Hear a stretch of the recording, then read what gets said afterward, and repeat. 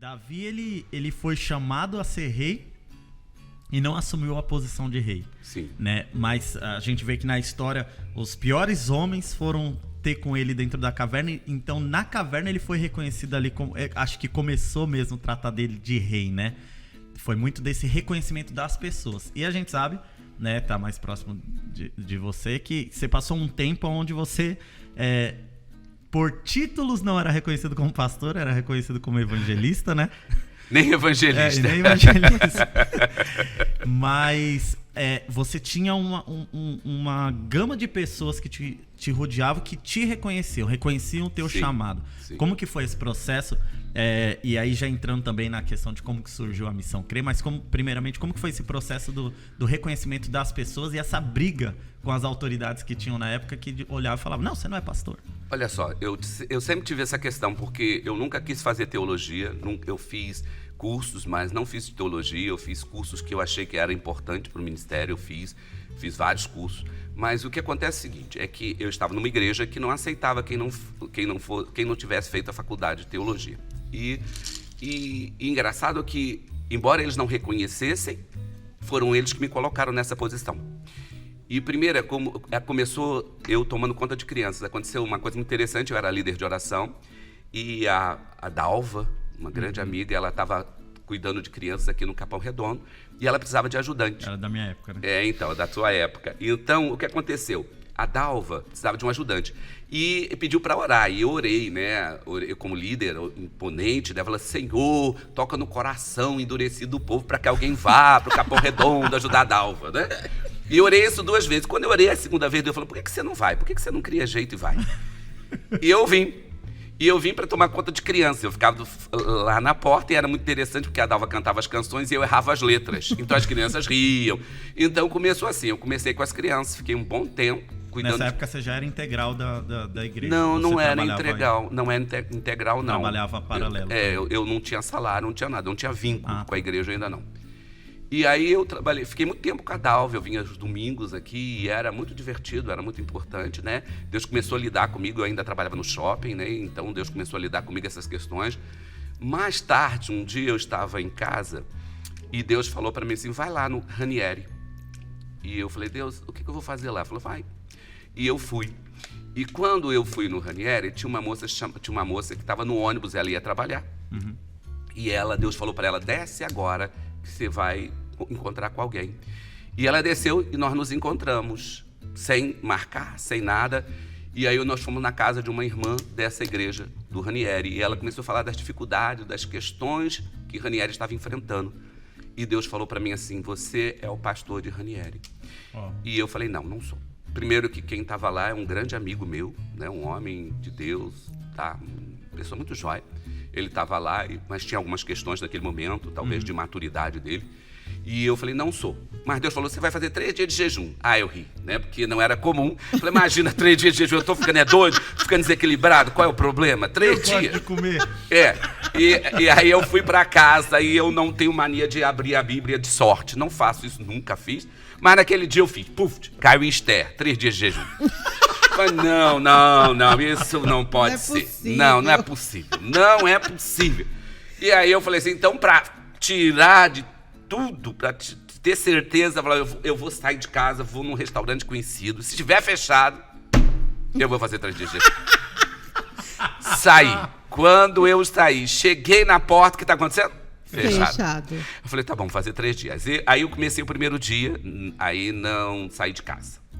E aí eu falei, puxa, vou ficar em casa, né? E no segundo dia, o pastor ligou para mim e falou, Miro, vamos no encontro? Eu falei, tá, e que é encontro? É um encontro, café de pastores. Aí fui, aquela mesona, e eu olhando aquilo tudo, não comi, né? O diabo dançando assim, pega uma rosquinha. Aí passou, no outro dia me chamaram para ir numa casa que uma moça precisava de libertação. Cheguei lá, a mulher tinha feito um monte de coisas, suco, pães e aquela coisa toda, e também ainda estava em jejum. Eu falei, meu Deus do céu, o que eu faço? Aí ela falou, come. Eu falei, não, querida, eu não... Aí ela falou, olha, vamos fazer o seguinte, faz uma matula, que quando eu chegar em casa, Aí ela entendeu que eu estava de jejum, ela falou, tá bom. Aí eu fui para casa, e naquele dia eu entreguei, no outro dia de manhã, quando eu entreguei o jejum, eu falei, Deus, tudo bem, fiz os 3 dias e agora eu preciso de uma resposta agora, que eles liguem para mim e digam. E quando eu entreguei o jejum, o telefone tocou e falaram para você é o pastor de Ranieri, né? E foi aí que eu assumi Ranieri. Caramba. E isso sem ter os cursos que eles pediram? Sem ter os cursos. Aí eu assumi Ranieri e foi aí que eles começaram me assalariar, começaram a me dar um salário. Então eu comecei a ser funcionário da igreja. Isso só em Ranieri? Só em Ranieri, né? E comecei... Aí logo em seguida eu comecei Capão também, porque eu tinha uma pessoa que cuidava do Capão, entregava uma cesta básica. E aí a pessoa já não estava mais aguentando, passou para mim. E eu falei, não, agora eu acho que não dá mais pra gente dar só a cesta básica, a gente tem algo mais importante para dar, a gente tem a palavra de Deus. E foi aí que Capão começou a acontecer. Aí eu fiquei com Capão e Ranieri. E aí ficava aqui um tempo, terminava aqui? Eu terminava aqui e corria pro Ranieri. E muitas vezes, por exemplo, foi um período que eu fiquei sem carro, né? E então eu corria e lá, descida era de paralelepípedo, muitas vezes eu caí, né? Dentro do guarda-chuva e me ralei todo e ainda tinha que pregar, né? Até que Deus falou para mim um dia, e falou para mim compartilhar com as mulheres do Capão, orem para que Deus dê um carro, né? Deus falou para mim, peça um carro. E eu pedi um carro e uma semana depois Deus nos deu um carro. Né? Então, como a fidelidade de Deus, né? Eu tinha um problema de coluna e meu umbigo ficava meio torto, ficava um nervo assim. E aí o que aconteceu? Eu fui no médico numa terça-feira, fui no médico lá em Santo Amaro, porque eu não tinha dinheiro, não tinha nada, então eu estava torto, eu fui lá, entrei em qualquer médico lá, qualquer portinha. Ele me deu uma injeção e falou, olha, você tá com o nervo assim, a coisa não tá muito boa. Aí eu fui na igreja, que era perto, né, ali da Adolfo Pinheiro, a igreja era perto, fui lá. Aí o pessoal orou, o pastor orou por mim, aí a secretária, na ocasião, a Marina, falou pra ela, Miro, por que você não vem pregar à noite? Eu falei, como pregar à noite? Olha como é que eu tô. Não. E eu fui pra casa. E aí eu deitei, tomei um banho, falei, mas o que eu vou fazer em casa? Antes de ir pra casa, eu fui pro ponto de ônibus. Olha como é que é interessante. Eu fui pro ponto de ônibus. E era no tempo da Erundina. E era aquelas peruas baixinhas. E eu pegava o Jardim das Palmas, a perua lotada, e eu fui de pé. Tava um dia frio, com as costas viradas para a porta. Então aquela porta aberta e o vento ali na minha costa. E eu falei, Deus, eu não vou reclamar.